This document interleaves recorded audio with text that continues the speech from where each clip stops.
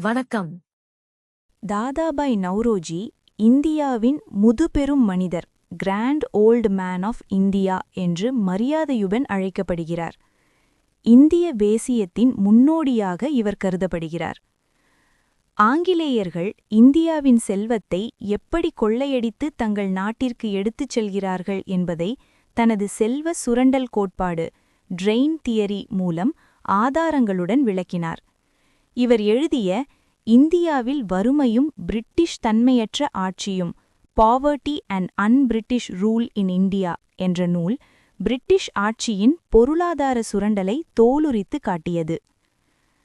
லண்டனில் உள்ள பிரிட்டிஷ் பாராளுமன்றத்தின் கீழ் சபைக்கு ஹவுஸ் ஆஃப் காமன்ஸ்-க்கு தேர்ந்தெடுக்கப்பட்ட முதல் இந்தியர் மற்றும் முதல் ஆசியர் இவரே.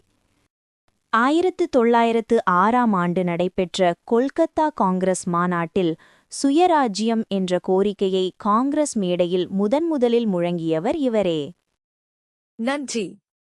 பயிற்சிக்கு இணைந்திருங்கள்.